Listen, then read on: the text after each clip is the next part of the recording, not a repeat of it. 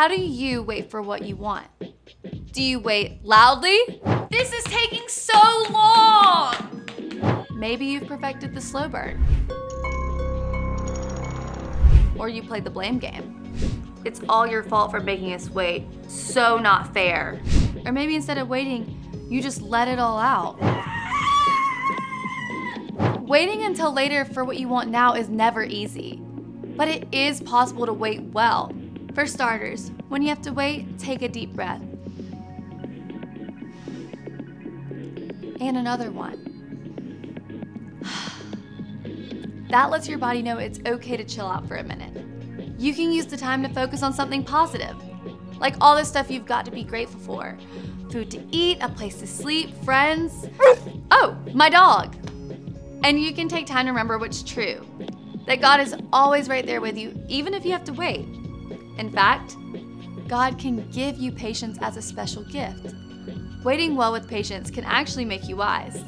When you choose to be patient with your little sister, or when you draw a cool picture instead of complaining while you wait at the doctor's office, others can see God at work in you. You can say, I'm gonna keep waiting for you, God. That's why patience is an amazing way to worship God with your life. Because worship is about more than just singing loud, it's all about living loud.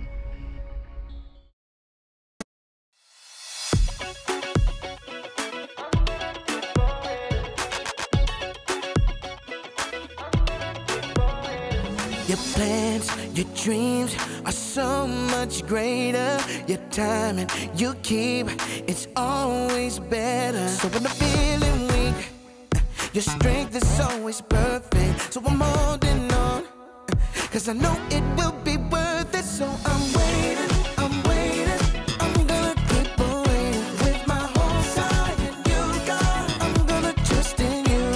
And while I'm waiting, I believe that you are never leaving me. I'm waiting, I'm waiting, I'm gonna keep on waiting for you. I'm gonna keep on waiting for you. I'm gonna keep on waiting. When you move, I'll move, and not a second sooner. Cause you're with me, it's true.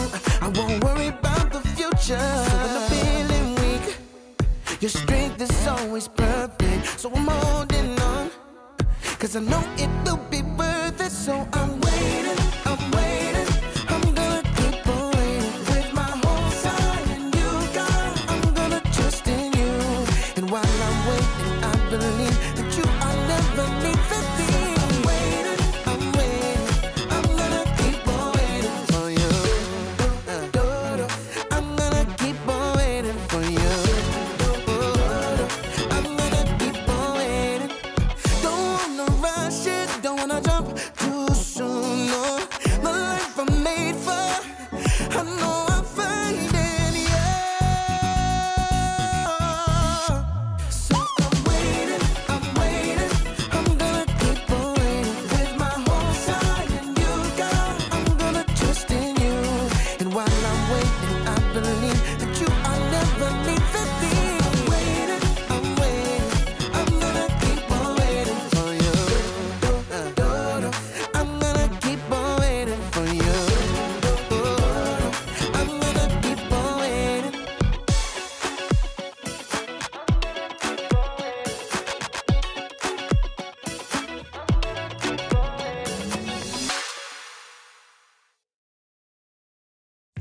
What? Hey, welcome to Story Lab. This week, we're talking about patience, while we take a look at the story of what it means to wait well. What is wrong with this bottle?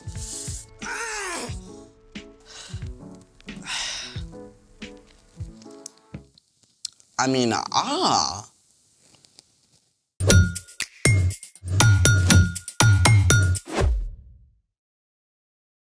Hey, I'm Skylar. And I'm Sebastian, We're talking about patience. which is waiting until later for what you want now. You maybe should have waited until later for lunch. What? Why? Because our guest today is an expert in lunch, or dinner, or really anything you can grill. What about a second lunch? A lemon cheese, afternoon tea, supper? He probably can do that too, Hobbit boy. Well, what are we waiting for? Nothing. Without further ado, let's welcome Grill Master Kevin. Hey everyone! Kevin! I'm so excited that we're gonna have a grilling expert with us today. Well, mostly I just like eating, especially really good meat, and so I've tried to learn more about that. And the fun part about when you're cooking meat is that you always get to eat it. So we've heard that your pulled pork is unparalleled. Well, at least according to my family and friends, especially my kids. So do you think you could maybe walk us through on the way you prepare your famous pulled pork? Absolutely. Let's make it. All right, guys, first, you need to trim up your pork shoulder and put a dry rub like all over it. Well, what does trim up mean? Well, trim up means when you buy a pork shoulder, it's gonna have a lot of fat on it. So you wanna trim off some of the fat because if you have too much fat, it's not gonna taste very good and it's probably not even gonna cook very well. So what is dry rub? Well, dry rub is what you use to season the meat and to make it taste good, and it can break down a lot of the fatty tissue inside. So you take the dry rub and you put it all over the meat. You wanna get the top, the sides, the bottom, everywhere, all around it. Put plenty of it on there until it's good, it's nice and covered.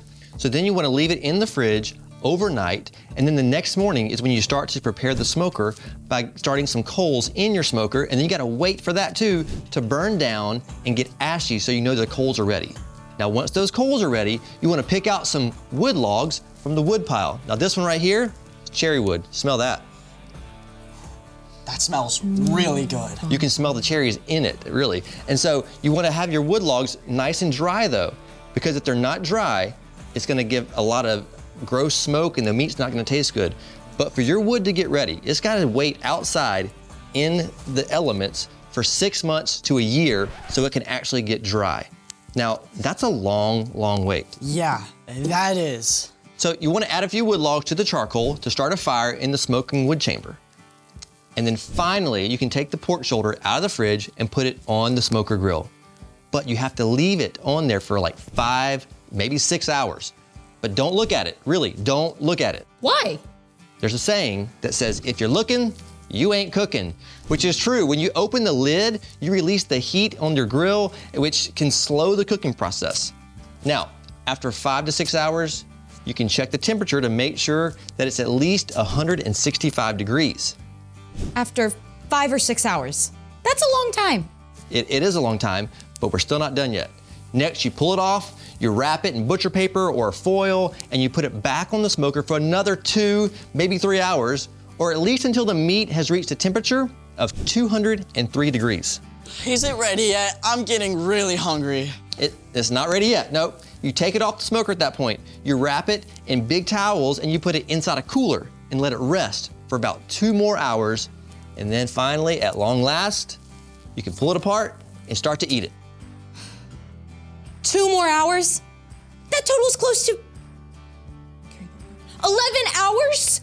Yeah, it's a long time. But a brisket, if you're smoking a brisket, man, that could take 24 hours on the smoker.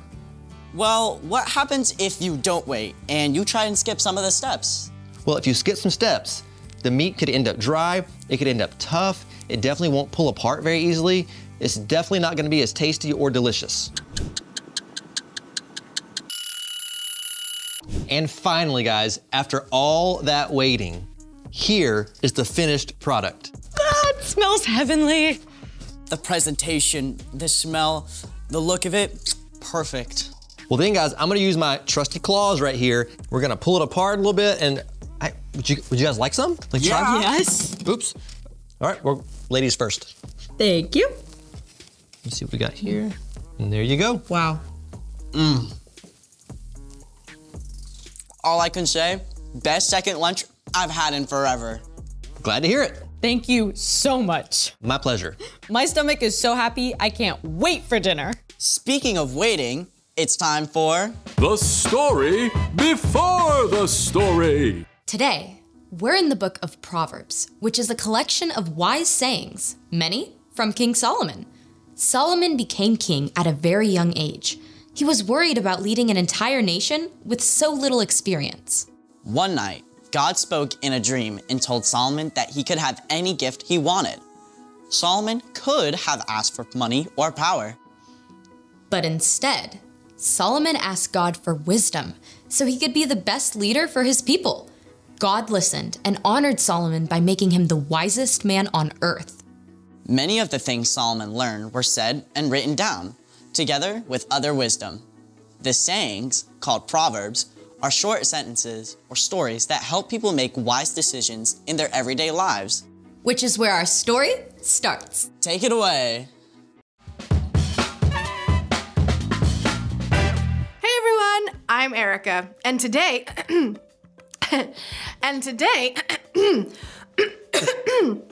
so sorry, hold on a second.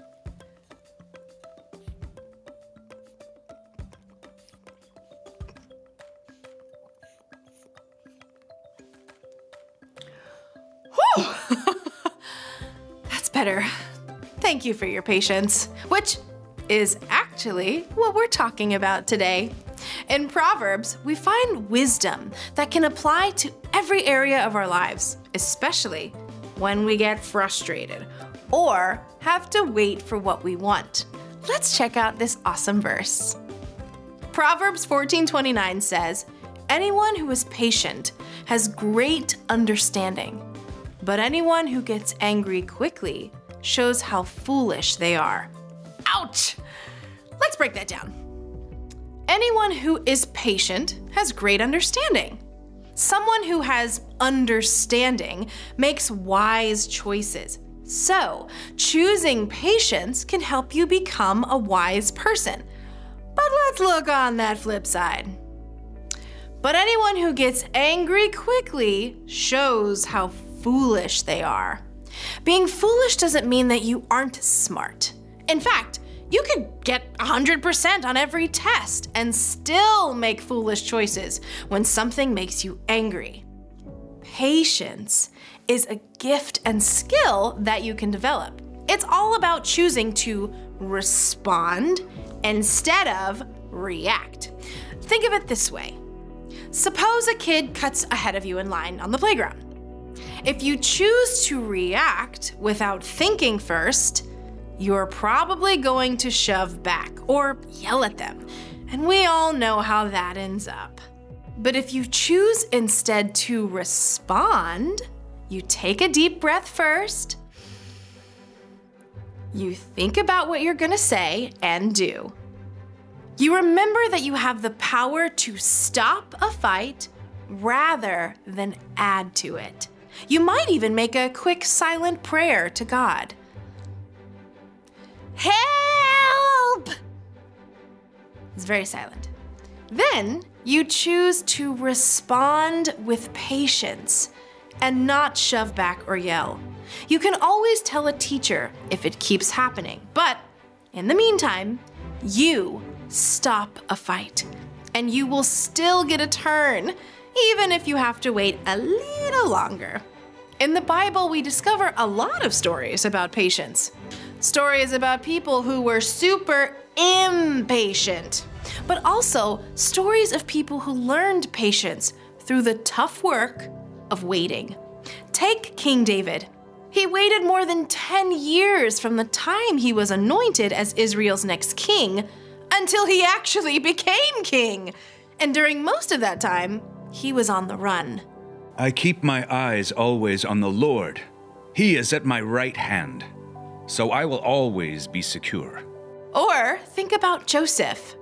He also waited years and years from the time his brothers sold him to be enslaved through unfair imprisonment to when he was released and put in charge of all Egypt. Joseph later told his brothers, "You intended to harm me, but God intended it for good." And finally, remember Jesus. Jesus chose to be patient at all times, both with his friends and family, who often misunderstood him, and with his enemies, who constantly tried to trick him. Jesus is a perfect example of patience, and David and Joseph can also show us what it looks like to wait well. Let's take one more look at our verse. Anyone who is patient has great understanding, but anyone who gets angry quickly shows how foolish they are. So, choose to take a deep breath, Choose to respond instead of react. Choose to do something creative or helpful with your time. And pretty soon, you'll discover what it looks like to wait well. The end. Gotta admit, I usually get it backwards. Speak first, think second. Yeah, for me, it's more about holding my tongue when I have to wait a long time, like on a road trip. Are we there yet? Hey, I am not the perfect model of patience either, but I can say that I'm growing. I'm more patient now than I used to be. So, what's our part in the story? Our role is to learn how to wait well. And there are lots of ways to do that. The first and best way to wait well is to ask God for help. Paul wrote that patience is actually a gift from God's Spirit. You can also wait well by finding something to do with your waiting time, like encouraging someone. You could even make the time go faster by building an awesome brick creation. Or surprising your mom by taking out the trash before she asks. Another great way to wait well is to make yourself take a couple of deep breaths. And give yourself time to think before you react. You can also remember what's true, that God loves you and has a good plan for you, even when you have to wait. And God is always with you when you wait. Even on a 10-hour road trip when your little brother is poking you in the backseat. Even then, I'll see you next time. Bye. So here's the thing. Waiting can make you wise. Waiting can also make you some really yummy food. It's still hours to dinner time. Yeah, but right now it's officially Story Lab snack time. Yes! Yes it is. Thank you for joining us in the Story Lab. See you next time. Pickles. Kevin, it was so awesome of you to do our waiting for us. My pleasure. Singular Can't forget mine pickle. too. I like Story Lab snack time too. Don't forget the barbecue sauce. You gotta have barbecue sauce. That's the most important part.